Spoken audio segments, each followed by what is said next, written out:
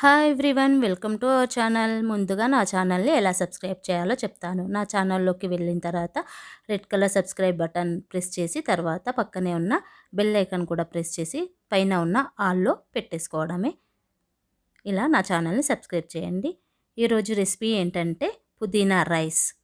చాలా టేస్టీగా ఉంటుంది పుదీనా రైస్. ముందుగా ఒక 3 మెంబర్స్కి 2 కప్స్ పుదీనాని నేను ఫ్రెష్ చేసుకొని దాన్ని మిక్సీ చేసి పెట్టుకున్నాను. తర్వాత ఒక ప్యాన్లోకి, అంటే నేనైతే కుక్కర్ తీసుకున్నాను. కుక్కర్లో కొంచెం ఆయిల్ వేసేసి, మనం ఇలాంటి వెరైటీ రెసిపీస్ చేసినప్పుడు, బిర్యానీ కానీ పుదీనా రైస్ కానీ ఇలాంటివి చేసినప్పుడు మనం ఆయిల్లో కొంచెం 2 స్పూన్స్ నెయ్యి వేసుకోవాలి.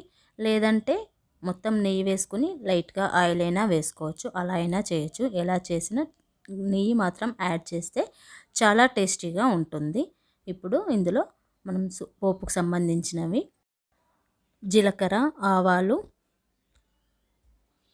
కరివేపాకు, పచ్చిమిర్చి, సాజీరా, ఇది సాజీరా వేసుకోవాలి. ఇలా సాజీరా వేసుకోవాలి. ఈ సాజీరా ఎందుకంటే ఇది మసాలా ఐటెం కదా, టేస్ట్ బాగుంటుంది.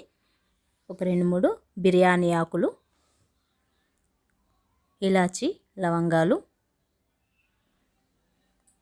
పోపులోనే ఇలా వేసేసుకోవాలి. దానికి మనం ఎంత క్వాంటిటీ తీసుకుంటామో ఆ రైస్కి సరిపడా కొన్ని పచ్చిమిర్చి, కొంచెం కారం కూడా వేసుకోవాలి. కరివేపాకు, మొత్తం పచ్చిమిర్చి వేసుకున్నా బాగానే ఉంటుంది. కొంచెం కలర్ కోసం, టేస్ట్ చేంజ్ కోసం కారంకు వేసుకుంటే కూడా బాగుంటుంది.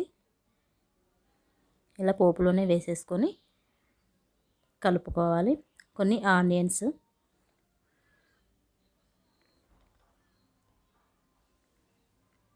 ఇలా కొన్ని ఆనియన్స్ వేసేసుకొని కలుపుకోవాలి.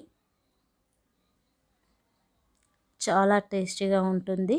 మనం ఎప్పుడైనా ఇలాంటి బిర్యానీలు, పుదీనా రైస్ ఇలా కొంచెం వెరైటీ చేసినప్పుడు మనం మామూలుగా అన్నం వండుకునేప్పుడు తీసుకునే వాటర్ కంటే క్వాంటిటీ కొంచెం తక్కువ తీసుకుంటేనే అన్నం ఏంటంటే పుల్లలుగా విడివిడిగా వస్తుంది, బాగుంటుంది. దీనికి సరిపడా సాల్ట్, అల్లం వెల్లుల్లి పేస్ట్ వేయాలి. వేసేసుకొని ఇప్పుడు మనము గ్రైండ్ చేసి పెట్టుకున్న పుదీనా ఇందులో వేసుకోవాలి. పుదీనా కొంచెం పచ్చివాసన పోయే వరకు కొంచెం ఫ్రై అయితేనే బాగుంటుంది. పొటాటో కూడా వేసుకోవాలి. కొంచెం పెద్ద సైజు పొటాటో నేను ఒకటి వేసాను. మీ ఇష్టం, మీరు ఒకటైనా రెండైనా వేసుకోవచ్చు, కానీ మరీ ఎక్కువ వేయద్దు. ఇందులో కొన్ని వేరే వెజిటబుల్స్ కూడా వేసుకోవచ్చు. క్యారెట్, బీన్స్ లాంటివి కూడా వేసుకోవచ్చు, కానీ వెజిటబుల్ రైస్ టైప్లో అయిపోతుందని నేను అవేమీ వేయకుండా ఓన్లీ ఆనియన్, పొటాటో మాత్రమే వేశాను.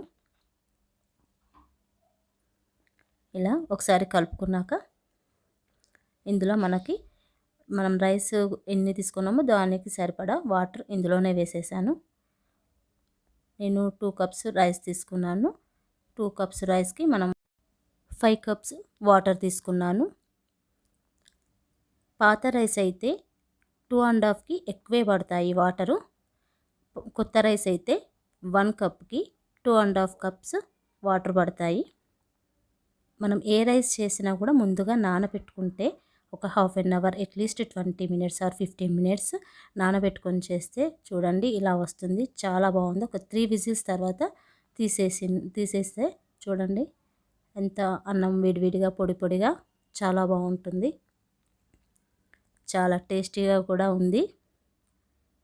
చూడండి ఇలా ఒక ప్లేట్లో తీసుకొని దాన్ని సర్వ్ చేసుకోవడమే. డెకరేషన్ కోసం కొన్ని పుదీనా దాని మీద డెకరేట్ చేశాను. ఇందులో కొంచెం లెమన్ కూడా యాడ్ చేసి తినేయాలి. చాలా టేస్టీగా ఉంటుంది. పిల్లలు కూడా చాలా ఇష్టంగా తింటారు. ఇది ఒక వెరైటీ ఫుడ్. నా వీడియో కనుక మీకు నచ్చినట్లయితే ప్లీజ్ లైక్ చేయండి, షేర్ చేయండి, సబ్స్క్రైబ్ చేయండి, కామెంట్ చేయండి, బెల్ ఐకాన్ ప్రెస్ చేయండి, ఆల్ కూడా పెట్టుకోండి. Thank you for watching.